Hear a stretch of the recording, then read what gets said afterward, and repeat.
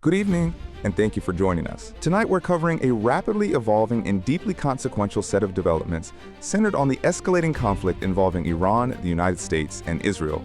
From a historic leadership transition in Tehran to the humanitarian toll on civilians and children, to the diplomatic fault lines reshaping the region, there is a great deal to get to.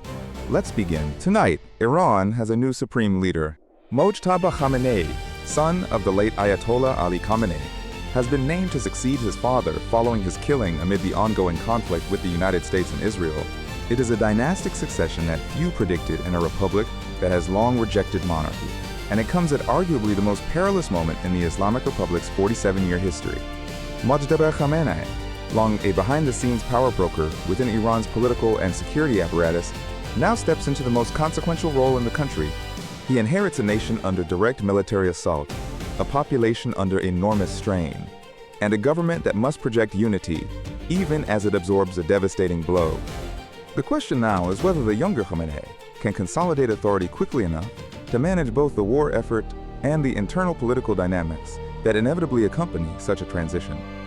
For Iran's allies and adversaries alike, this is a moment of profound uncertainty. A new leader, untested in public office at this level, must navigate a crisis that could define the future of the entire Middle East. We'll be watching closely how both domestic factions and international actors respond in the hours and days ahead. A deeply troubling dimension of this conflict is emerging tonight. Reports indicate that some U.S. troops have been told the war in Iran is intended to bring about biblical end times, Armageddon. The framing of a military conflict, in explicitly religious and apocalyptic terms, is raising serious concerns among analysts, theologians, and civil liberties advocates alike. War, by its nature, demands justification. But when that justification shifts from strategic or security-based rationale to ideological or eschatological language, the implications change dramatically. Critics argue that casting a modern military operation as a holy war risks dehumanizing the enemy, undermining the rules of engagement, and making diplomatic resolution far more difficult. It also raises questions about the separation of church and state within the military chain of command. How widespread this framing is remains unclear, and the Pentagon has not formally commented on the reports. But the very existence of this narrative, circulating among service members engaged in active combat, is something that demands scrutiny. The ideological dimensions of any conflict can outlast the conflict itself, and the language leaders use to describe war shapes how societies remember it for generations. This war is being watched in real time, by everyone. The conflict between the US, Israel, and Iran is unfolding not just on battlefields, but on screens around the world, through social media feeds, satellite imagery, citizen journalism, and open-source intelligence. Information, once tightly controlled by governments and militaries, is now radically democratized. Ordinary people with smartphones are documenting airstrikes, troop movements, and civilian casualties as they happen. Analysts working from laptops thousands of miles away are verifying claims, geolocating footage, and challenging official narratives within minutes. This transformation carries enormous implications. On one hand, it creates unprecedented accountability. Governments can no longer easily conceal the scale of destruction or deny specific operations. On the other hand, it also opens the door to misinformation, propaganda, and the overwhelming flood of unverified content that can distort public understanding. For journalists, the challenge is immense, sifting through a torrent of raw information to find what's true, what's misleading, and what's deliberately fabricated. For citizens, the challenge is equally daunting. How do you make sense of a war when everyone has a camera, but no one has the full picture? In a moment that carried far more weight than any sporting event, Iran's women's football team sang their national anthem and saluted during their final Asian Cup match, even as war raged back home. It was a gesture loaded with political significance. These athletes represent a country where women's rights have been fiercely contested for decades, and their public display of national solidarity during wartime is being interpreted through multiple lenses. For some, it was a show of patriotism and resilience. For others, it raised immediate concerns about what awaits these women upon their return to Iran, a country now engulfed in conflict and under enormous internal pressure. Rights activists have voiced alarm, noting that female athletes in Iran have historically faced scrutiny and even punishment for public gestures deemed politically sensitive. The war adds another layer of danger. Whether these players can safely return home and what conditions they'll face if they do remains an open and urgent question. Their anthem, sung on a football pitch far from the front lines, may prove to be one of the most poignant images of this conflict. Before tonight's announcement of Mojtaba Khamenei as supreme leader, Iran's Assembly of Experts, the body constitutionally charged with selecting the supreme leader, had already signaled that a transition was imminent. Members of the assembly spoke in carefully coded language, saying some obstacles have to be removed, and that the selection must be undisputed inside government. Those words now take on clearer meaning. The transition, while precipitated by the killing of the elder Khamenei, appears to have been managed with a degree of internal coordination that suggests Iran's political establishment was preparing for this contingency. The Assembly of Experts, an 88-member body of senior clerics, wields enormous constitutional power but rarely operates in public view. Its deliberations during this crisis offer a rare window into the internal mechanics of the Islamic Republic's power structure. The emphasis on an undisputed selection suggests that factional rivalries, always present in Iranian politics, were a significant concern. Whether Mojtaba Khamenei's appointment truly commands consensus across Iran's political, military, and clerical establishments will become apparent in the coming days. Unity at the top is critical for any nation at war, and any visible cracks could have profound consequences. The human cost of this war is being measured in the smallest lives lost.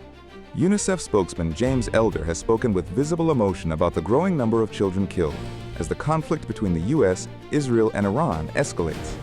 Elder stressed that the toll on children in global conflicts continues to climb at an alarming rate, and this war is adding to that devastating count. Children are not combatants. They do not choose wars, and they cannot escape them. Yet, in every modern conflict, they bear a disproportionate share of the suffering through direct violence, displacement, the collapse of medical infrastructure, and the destruction of schools and homes.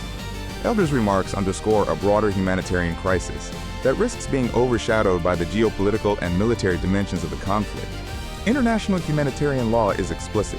Civilian populations, and children in particular, must be protected. The question of whether those protections are being upheld and what accountability mechanisms exist when they are not is one that the international community will have to confront.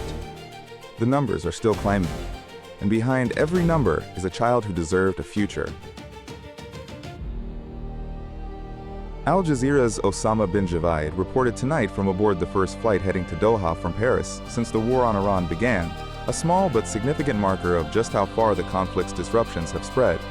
Commercial aviation across the region has been severely impacted, with airlines rerouting flights, canceling services, and closing airspace over vast stretches of the Middle East.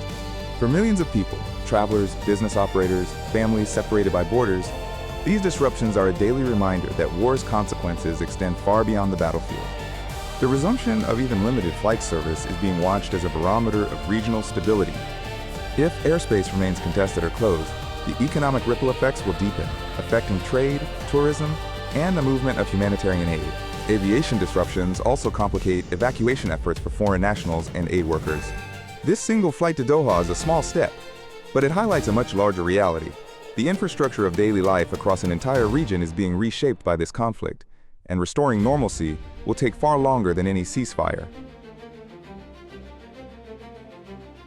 On the streets of Tehran tonight, a different kind of mobilization is underway.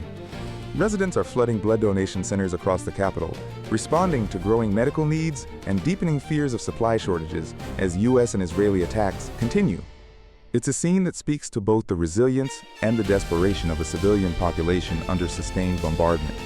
Hospitals are straining under the influx of casualties, and medical infrastructure, already under pressure from years of sanctions, is being pushed to its limits. The blood drives are largely self-organized, with communities rallying through word of mouth and social media to meet the need. For many Iranians, donating blood is one of the few tangible actions available to them in a crisis they cannot control. It is also a signal that the population is preparing for a prolonged conflict, not a short-lived exchange. The humanitarian situation in Iran's cities is deteriorating, and without international access for aid organizations, the full scope of civilian suffering may not be known for some time. What is clear is that ordinary people are stepping into the gap, doing what they can, while the bombs continue to fall. In a striking diplomatic exchange, Israeli President Isaac Herzog has responded firmly to former President Donald Trump's public call for him to grant a pardon to Prime Minister Benjamin Netanyahu. Herzog's message was unambiguous. Israel is a sovereign state that follows the rule of law. The exchange is remarkable on multiple levels.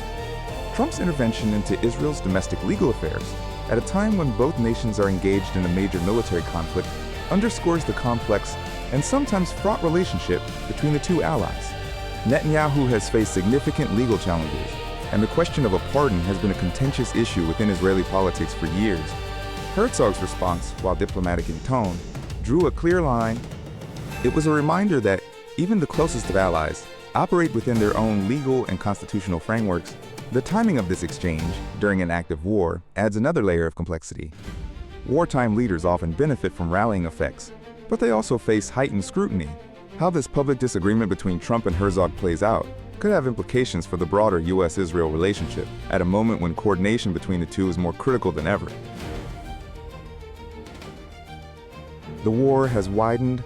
Iran's military operations have now extended to neighboring Gulf states, marking a significant and dangerous escalation beyond the initial battleground.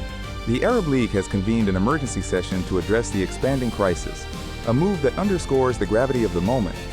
For years, analysts warned that any direct conflict involving Iran could quickly draw in the broader region, and that scenario is now unfolding. Gulf states, many of which host U.S. military installations and maintain complex relationships with both Washington and Tehran, are now directly in the line of fire. The implications are enormous. Energy markets, already volatile, face further disruption. Millions of civilians across multiple countries are now at risk. And the diplomatic architecture of the region, built over decades of painstaking negotiation, is being tested as never before. The Arab League's emergency session will be closely watched for signals about whether regional powers will seek to contain the conflict or whether further escalation is inevitable. What began as a confrontation between specific adversaries is rapidly becoming a broader regional war, and the window for de-escalation is narrowing with each passing hour. Tonight, we've covered a historic and harrowing set of developments. From the naming of Iran's new supreme leader, to the expanding regional conflict now drawing in Gulf states, from the mounting humanitarian toll on children and civilians, to the diplomatic tensions between allies. These are events that will shape the Middle East and the world for years to come. Thank you for being with us this evening. I'm glad you trusted us with your time. Stay informed and stay safe.